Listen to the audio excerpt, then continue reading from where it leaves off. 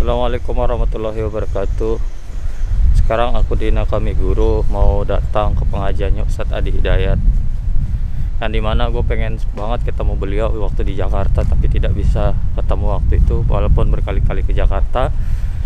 Terus waktu beliau datang ke Jepang waktu di Osaka, Masjid Istiqlal Osaka pun belum sempat ketemu. Dan finally insya Allah sekarang ada pengajian di sekolah Republik Indonesia.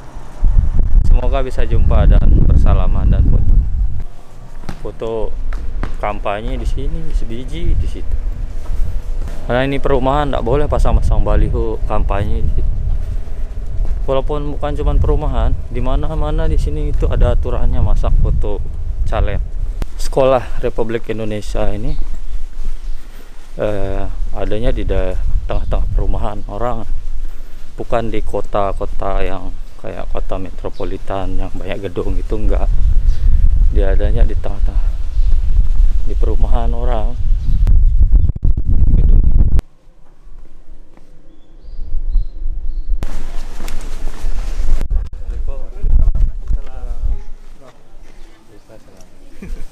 Langsung ke sana ya. Sehat. Ini ucapan. Apa dulu?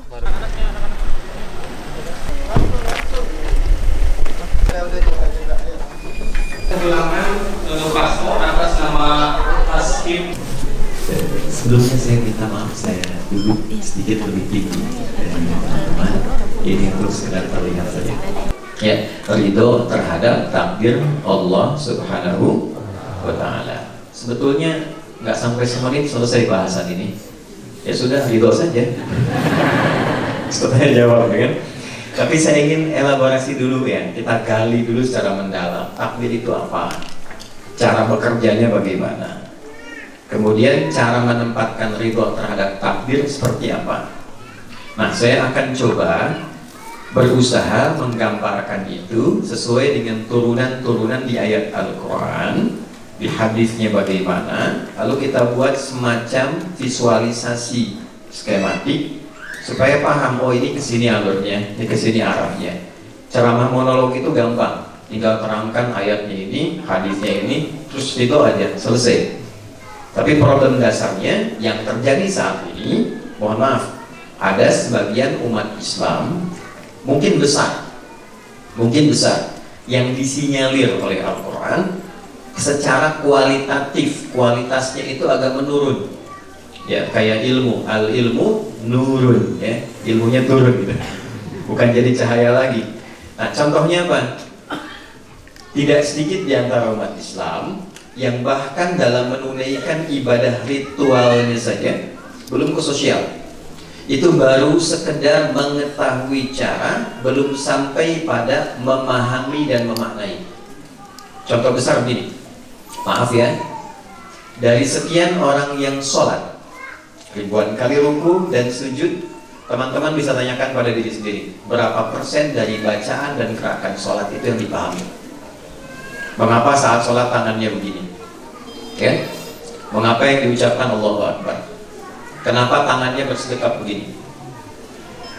Apa pentingnya?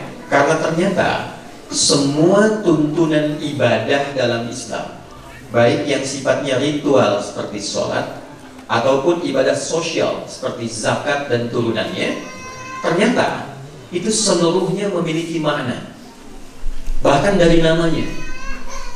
Oke, saya tanya teman-teman misalnya, nanti kita akan sholat kan di waktu siang nanti kan, sholat apa namanya? Zuhur. Padahal waktunya siang. Siang itu kan nahar. Kenapa nama sholatnya zuhur? Sore itu masa, bahasa Arab nih. Tapi nggak ada sholat masa. Yang ada asar. Kenapa namanya asar? Ya? Malam itu lail, tapi sholatnya isya. Itu ada maknanya teman-teman. Cukup kita dengan mengetahui 5 nama waktu sholat ini, kita bisa menata kegiatan kita, harian kita secara tertib, terstruktur, dan punya nilai. Baik itu dalam konteks kehidupan dunia dan persiapan akhirat yang tercatat. Apalagi kemudian kalau kita sudah masuk kepada prakteknya. Saya ambil contoh begini, secara cepat dan singkat. Abdurrahman bin Auf, di antara sahabat Nabi SAW, dari berdiri saja begini, diajarkan oleh Nabi berdiri. Itu mempraktekkan makna berdiri, beliau terapkan, diimplementasikan dalam profesi beliau sebagai seorang pebisnis pedagang. Itu kurun waktu hanya dalam 2 tahun bisa menjadi orang paling kaya dan sukses dalam dagangnya, mempraktekkan berdiri saja. Ketika kami dianugerahi honoris causa di salah satu kampus di Indonesia, saya membuat riset, diuji oleh 15 profesor. Salah satu kaitan risetnya tentang capaian Abdurrahman bin Auf, transformasi kehidupannya yang belajar dari prinsip berdiri dalam sholat. Ternyata ketika dihitung, itu valuasi hartanya ketika Nabi meninggal, kemudian beliau melanjutkan kinerja bisnisnya dan wafat, itu valuasi hartanya 14.000 triliun kalau dinilai sampai sekarang, dari modal nol, dari berdiri. Bayangkan ya, itu kan belum salam gitu, baru berdiri ya. 40 sahabat Nabi as-sadiqun al-awwalun, lintas usia. Kenapa dipilih oleh Allah dari anak paling kecil seperti Ibnu Abbas, dari sejak dini kecil sampai kemudian berkembang jadi pemuda seperti Ali bin Abi Thalib, sampai yang senior seperti Abu Bakar As-Siddiq. Itu ada di 40 orang pertama yang masuk Islam, termasuk di dalamnya ada yang perempuan-perempuan. Dimanapun mereka berpijak, seluruhnya sukses dan bahagia hidupnya, sesuai dengan pilihan hidupnya masing-masing. Dan yang diajarkan pertama kali itu sholat. Itu yang menjadi rahasia kenapa dari kecil anak-anak kita itu diajarkan sholatnya dulu. Ya, kenapa? Karena kalau dari kecil maksimal pengetahuan tentang sholatnya, maka dia akan lebih mudah menata dirinya dan mengukir masa depannya pada apa yang dia harapkan. Saya nggak tahu kalau di Jepang ya, kalau di Indonesia itu kelasnya advance, ya baru TK sudah manasik gitu. Padahal Nabi ngajarin sholat kan. Nah, dasar itulah yang menjadikan titik tolak bahasan kita. Saya menginginkan pelajaran keislaman itu pendekatannya tidak hanya dengan pengetahuan tentang cara, tapi tentang pemahaman mengapa kita diminta melakukan itu dan apa dampaknya serta pengaruhnya bagi kehidupan kita. Karena agama itu diturunkan bukan ingin memberikan doktrin supaya kita sengaja atau sekedar ibadah saja secara ritual, bukan, tapi menjelaskan tentang pedoman berkehidupan kita sampai pulang. Nah, karena yang dipilih adalah tentang takdir, dari pendekatan itu kita akan coba bahas tentang pemahaman takdir baik dalam Al-Quran ataupun hadis Nabi Muhammad SAW. 30 juz, 114 surah, dari Al-Fatihah sampai dengan An-Nas. Itu isinya kalau kita keluarkan seluruhnya tema-tema tentang kehidupan kita, dari mulai dikandung, terlahir, tumbuh dewasa, sampai memilih pilihan hidup apa yang ingin dijalani, dari kehidupan rumah tangga sampai ke aspek sosial. Ya, Imam Al-Bukhari itu beliau menulis kitab fenomenal yang viral sampai sekarang. Itu mengeluarkan tema di Al-Quran, keluarlah 97 tema. Lalu tema-tema ini dibuat secara tematik sesuai dengan aktivitas kehidupan kita yang pernah dicontohkan oleh Nabi. 97 tema, ada subtemanya. Ayatnya apa? Hadisnya apa? Ayatnya apa? Hadisnya apa? Dikeluarkan dari kegiatan harian Nabi selama 24 jam.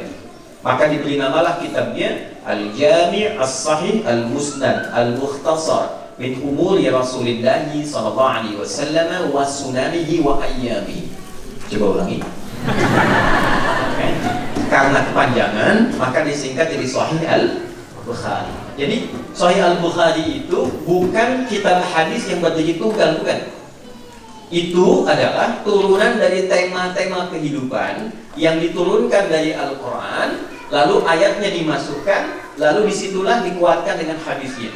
Misal, di sini kan ada mahasiswa pelajar misalnya, keluarkan tema-tema terkait ilmu apa, maka kita temukan di tema yang ketiga, namanya Kitabul Ilmi. Ya, maka di situ nanti ada ayatnya, menghafal yang bagus bagaimana, cara cepat memahami bagaimana, mengawali waktu untuk memulai kita belajar itu bagusnya hari apa, itu sampai ke harinya detil, baik laki-laki atau perempuan.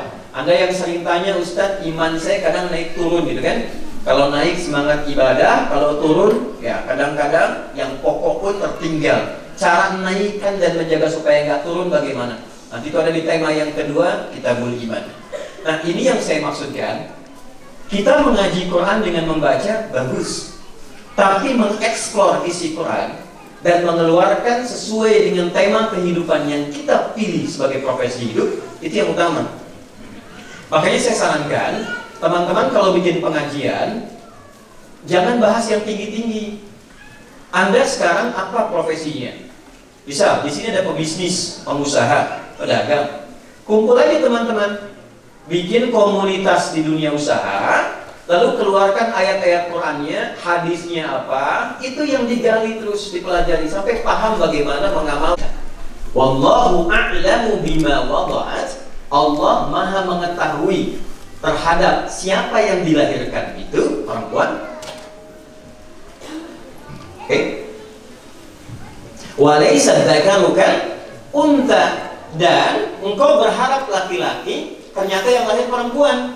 Aku lebih tahu, kata Allah, dengan ilmuku tentang yang lahir ini, dan jangan salah menilai bahwa perempuan pun punya keistimewaan yang tinggi di hadapan Allah yang berbeda dengan laki-laki. Ini hikmahnya. Jadi ketika semua berharap laki-laki unggul, laki-laki punya kehebatan tertentu, laki-laki yang bisa jadi nabi dan rasul, Allah berikan persepsi yang lain supaya tidak ada kesan bahwa ketika lahir perempuan itu sifatnya rendah. Disimpulkan setengah laki-laki, disimpulkan tidak punya keistimewaan yang seperti laki-laki miliki. Kata Allah, di perempuan pun ada keistimewaan yang laki-laki nggak punya. Ya, jadi ini untuk memberikan kesan kalau lahir laki-laki alhamdulillah, kalau lahir perempuan pun alhamdulillah. Karena Allah Maha tahu tentang hakikat kehidupan kita. Nah, di titik inilah kemudian ditunjukkan tentang kekuasaan Allah melalui penetapan takdir yang sifatnya tidak bisa dirubah. Paham nggak sampai sini? Ya, itu satu bagian pertama. Jadi kalau kita mendapatkan takdir yang sifatnya seperti itu, yang diperlukan dari diri kita bukan merubah takdir. Karena sampai kiamat kurang 2 hari pun gak akan bisa dirubah. Sehari lagi buat sadar bahwa itu salah, kalau ada kesempatan tobat gitu, ya. Nah, tapi tugas kita menemukan hikmahnya, apa yang diinginkan Allah dari keadaan diri saya yang saya terima saat ini. Itu yang kita cari. Jadi bukan cari perubahannya, yang dicari adalah hikmah.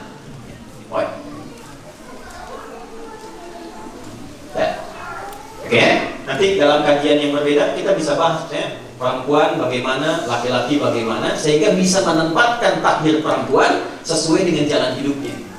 Ya, saya ambil contoh misalnya, ini yang unik ya, sebelum kita dalami yang lain lagi. Laki-laki itu di bahasa Arab standar, mau di Al-Quran, mau di hadis, namanya cuma satu. Ini menunjukkan karakter ya. Rajulun, sendirian. Kalau banyak kan, tetap hurufnya masih sama, hanya ditambah alif menunjukkan banyak. Rijalun, dan ra satu. Baik, izinkan saya memulai dengan sedikit menyusun dengan lebih tertib lagi. Teman-teman, dalam menjalani kehidupan sampai dengan detik kita berada di sini, kita diberikan ruang yang luas oleh Allah untuk memilih apapun yang kita ingin pilih. Silakan. Sepanjang kita bisa simpulkan bahwa itu baik dan positif untuk kita. Seluruh pilihan itu Allah berikan hukumnya dan Allah terangkan konsekuensinya. Kalau Anda memilih seperti ini, konsekuensinya akan begini. Kalau Anda memilih yang seperti ini, konsekuensinya akan seperti ini. Jika Anda belum mengetahui konsekuensinya, maka dipandu oleh Allah dengan apa yang sering kita sebut dengan doa namanya. Tengah-tengahnya dalam pilihan ini sertai dengan doa. Ini kita temukan diantaranya di Quran surah ke, ya, langsung sebutkan surahnya saja supaya mudah diketahui. Surah Al-A'la, di ayat 1 sampai 3. Sabbihisma rabbikal Alladzi khalaqa. Nah, khalaqa fasawa itu yang takdir mufrad, yang telah menciptakan kita dan menyempurnakan kita. Jadi ini sudah sempurna, nggak usah dirubah-rubah lagi. Setelah itu, walladzi qaddara fahada, lalu menuntun kita lewat takdir yang kedua yang bisa kita pilih, fahada, dan memberi petunjuk kepada kita bagaimana cara memilih jalan yang benar dalam hidup. Sudah? Pertanyaan pertama, kenapa diberi pilihan? Gak langsung saja Allah tetapkan, kamu begini, kamu kerjakan ini, ya? Kalau sifatnya demikian, Allah tetapkan langsung tanpa kita memilih, maka akan hampa kehidupan di muka bumi ini. Tidak akan ada inovasi, nggak akan ada kreasi, dan tidak ada hikmah penciptaan kita di muka bumi ini yang sifatnya untuk membangun.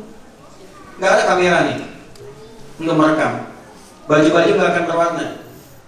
Ya, kenapa? Karena semuanya sudah by design, Allah saja yang tetapkan.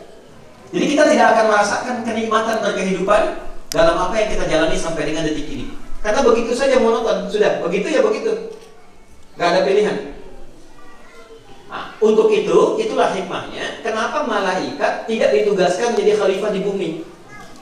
Malaikat tugasnya khusus, karena semua yang terkait dengan malaikat itu hanya satu tugas saja yang Allah berikan. Atas kehendak Allah begitu, dia nggak bisa pilih.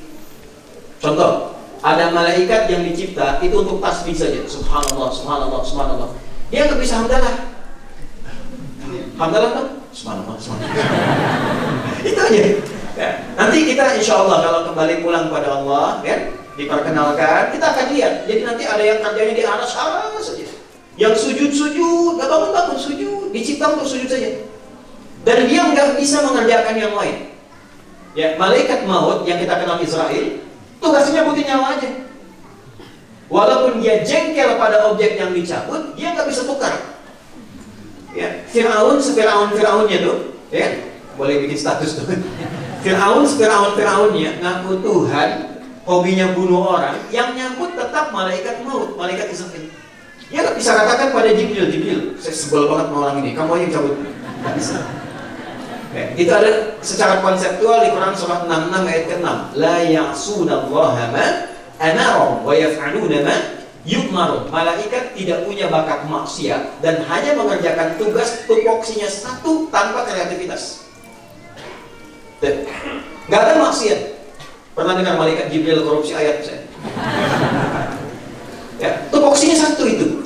Karena itu malaikat kinerjanya monoton karena di situ aja. Kalau dia turun ke bumi, nggak akan ada kreativitas. Balai Indonesia jangan harap bisa ada ini. Yang ada nanti malaikat di pojok Shizuoka cuma dikir aja, ya. Di Saitama tasbih aja. Ya nanti begini-begini aja hidupnya, tidak ada kreativitas. Itulah malaikat.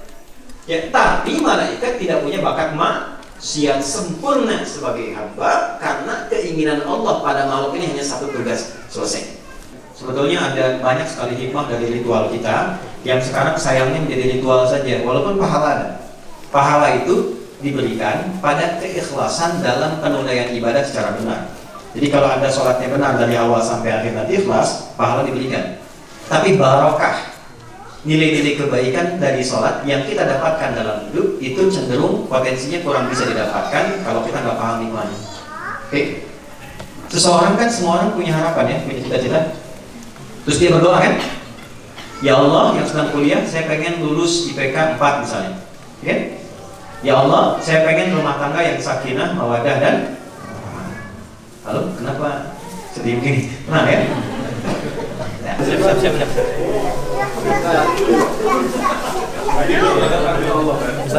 Anaknya bisa nggak?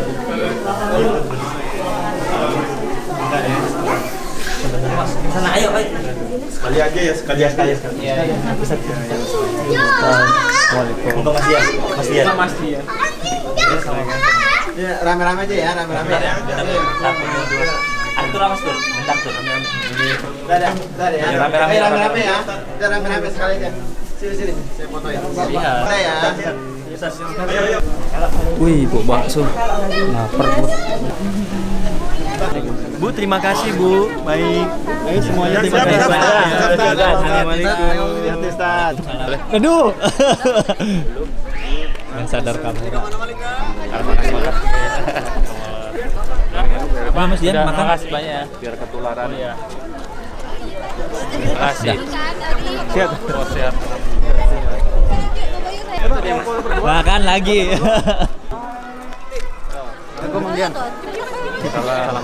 Salaman. Apa? Salaman aja. Salaman aja. Makasih ya. Kameranya sini kameranya. Masuk. Apa mau foto? Se. Wah, mana ya? Waduh, Mas. Sehat, Pak. Koncoku. Jawa. Jawa Lampung. Aku punya teman orang Lombok. Mas. Nguyen iki. Ini aja mana minta foto-foto. Makasih makasih banyak Gi. Apa? Berdua. Mana? Berdua. Berdua ngomong apa? Assalamualaikum. Sekarang tadi kita udah pisah. Mau Ustadz Adi pulang mungkin ke hotel atau mana sama family. Sekarang aku mau ke masjid karena mau nginep di masjid ini. Kebetulan, bukan kebetulan sih, rezeki Ustadz Adi nanti ada ceramah ngaji, pengajian subuh di Masjid Indonesia Tokyo. Nah, karena rumah teman gue dekat dari sini, gue pulang ganti baju, mandi, ntar gue balik. Nah, ini nginep pertama kali nih di masjid. Suasananya kayak apa, bagaimana, tonton terus. Ini masuk musim dingin ya, baju gue udah dingin terus nih semua. Oh ya, di sini walaupun jam 12 malam, 11 malam, sepi sendiri di gang-gang kayak gini. Jalan tuh aman aja rasanya, nggak ada tuh kepikiran hantu, bakaran pocong apa kayak gitu di Indonesia. Kalau jalan juga udah hantu, pikiran kita udah apa ya, udah kemana-mana gitu ya. Sih nggak ada pikiran kayak gitu-gitu tuh. Gua nggak tahu ya, mungkin entahlah. Selalu sepi di sini, jarang orang. Oke, ini gang ke menuju sekolah malam-malam ini.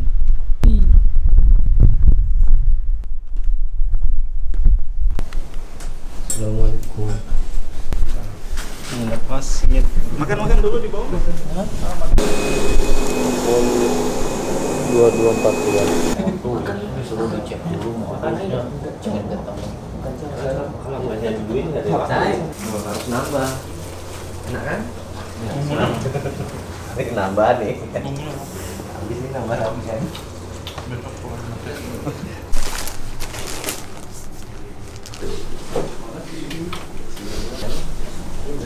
Yang telah mengantar kita kepada zaman yang insya Allah terang benderang seperti ini, dan kita selalu saya minta maaf, saya duduk agak sedikit lebih tinggi. Assalamualaikum warahmatullahi wabarakatuh.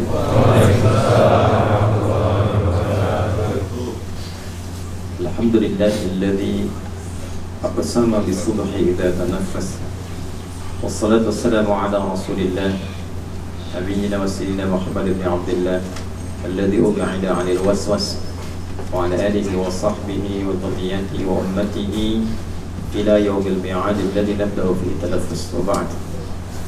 Ya mas sekalian yang dirahmati Allah Subhanahu wa Ta'ala, alhamdulillah di kesempatan pagi hari ini waktu Indonesia bagian barat di sana dan waktu Jepang di sini, sekaligus yang memberikan isyarat pedoman berkehidupan bagi setiap muslim khususnya dalam mengawali aktivitasnya. Jadi saya buka dengan satu gambaran begini dulu. Di Islam itu tidak ada satupun nama dan juga tuntunan dalam ibadah kecuali seluruhnya mengandung makna dan hikmah. Baik ya? Dari namanya, kemudian terkait dengan pelaksanaannya, ritualnya, itu bukan ritual hampa yang cuma kita bergerak-gerak, tidak. Di dalamnya ada maknanya, setiap bacaan ada artinya, bukan sekedar terjemahan, tapi juga mengandung pedoman dalam berkehidupan. Dituntun kita dalam menjalani hidup dari makna-makna yang kita dapatkan dalam proses ibadah itu. Karena itulah setiap ibadah dalam Islam itu selalu akan memberikan perubahan pada perilaku dan kehidupan kita. Saya ambil contoh begini. Apa parameter keberhasilan orang sholat itu? Nah, nanti ditinjau dari dua bagian. Secara fikih keberhasilannya benar dia, dibuka dengan takbir, ditutup dengan salam, diiringi dengan keikhlasan. Itu tinjauan fikih. Nah, ketika benar menunaikan secara fikih, kewajiban kita terangkat. Yang kedua, dituliskan pahalanya, ini bekal akhirat. Tapi nanti parameter dampak dunianya apa? Karena kan doa kita selalu Rabbana atina fid dunya hasanah wa fil akhirati hasanah wa qina adzabannar. Nah, salat itu di Al-Qur'an disebut dengan hasanah. Aqimis salata. Perhatikan kalimatnya, tarafain nar wa zulafan minal lail innal hasanati yudhibnas sayyi'at. Al-Qur'an di surah ke-11 ayat 114. Salat disebut dengan hasanah. Nah, apa dampak salat yang disebut hasanah itu bagi dunia dan akhirat kita? Tadi secara fikih kalau benar salatnya dibuka dengan takbir, ditutup dengan salam, diiringi dengan keikhlasan, kita meyakini sepenuhnya ada pahala dituliskan. Pahala itulah bekal kita pulang untuk ke akhirat. Kalau ini semua dilepas, jaket, baju, handphone yang bagus-bagus ya, masuk alam kubur aja dilepas. Jangankan ke akhirat, masuk alam kubur tidak dibawa. Baik ya? Nah, yang dibawa apanya? Nilainya, keikhlasannya, amal solehnya. Sekarang dampak dunianya apa? Maka dijelaskan kembali di Al-Quran surah ke-29 di ayat ke-45. Utlu ma uhya ilaika minal kitab wa aqimis salah inna salata tanha 'anil fahsya wal munkar. Jadi kalau sholat itu benar dikerjakan, satu, dampak dunianya dia bisa merubah perilaku, bertransformasi menjadi pribadi yang lebih baik.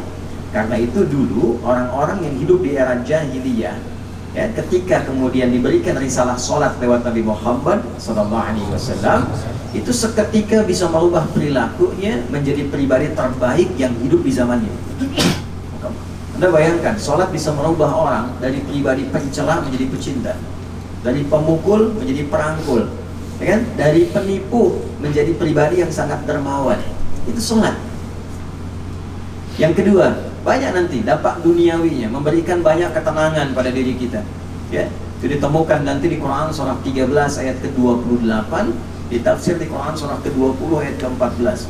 Ala bi dzikrillahi tatma'innul qulub. Yakinkan pada dirimu bahwa zikir yang benar itu berpengaruh pada ketenangan hati, berdampak pada ketenangan jiwa. Nah, sholat ini puncak zikir tertinggi.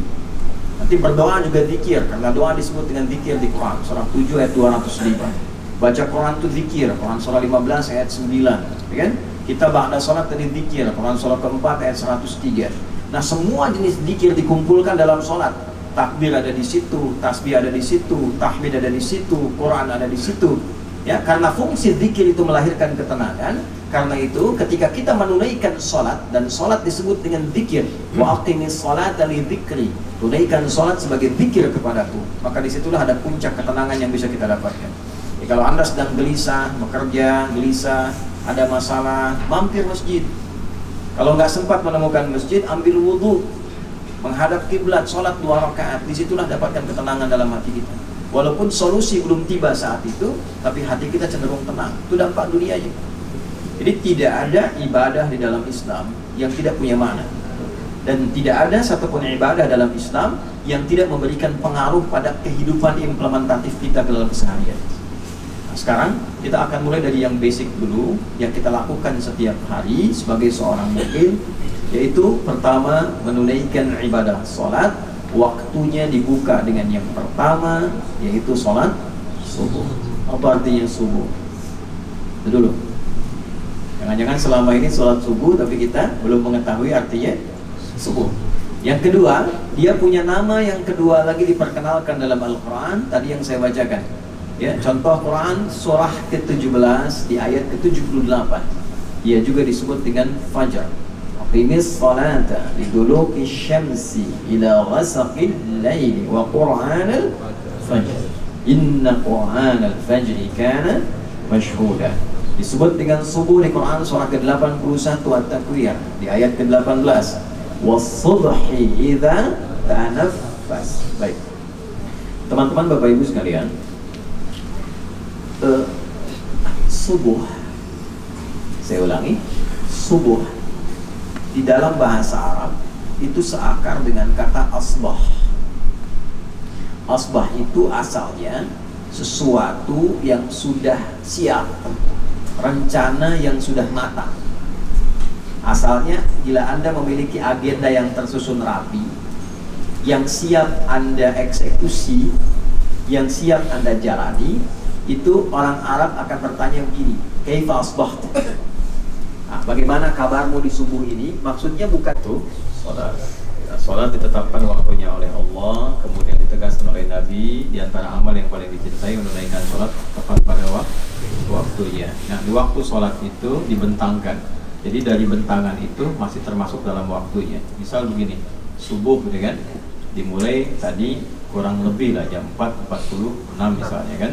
Nah, itu dibentangkan sampai tiba waktunya syuruk, kurang lebih 1 jam, 1 jam setengah lah setelah itu gitu kan. Jadi kalau misalnya jam 5, setengah 6, selesai waktu. Jadi dalam bentangan itu masih dalam durasi waktu sholat. Ya, di awal waktu kita bagus, pertengahan waktu kalau tak bisa awal juga masih diterima, sampai selesai waktunya pindah ke waktu baru. Jelas sampai di sini dulu, ini pengantar dulu awal ya.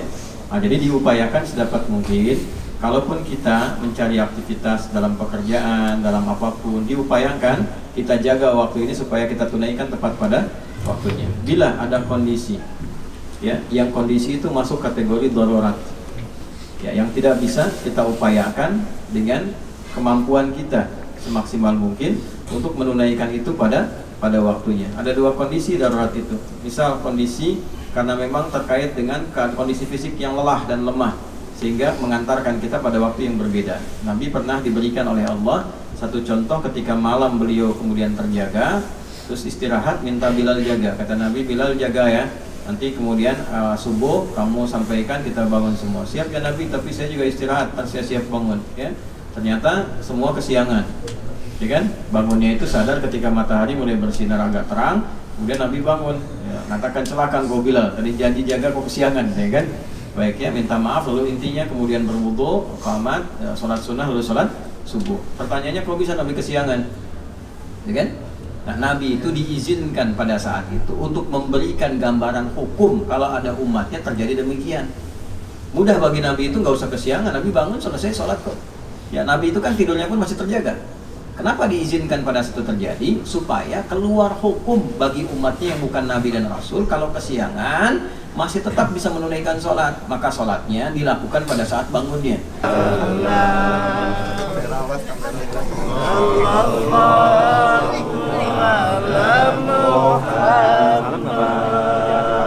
Salam boleh Pak.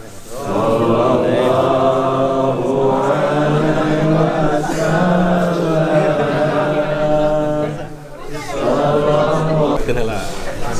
Amin. Ini kalau ini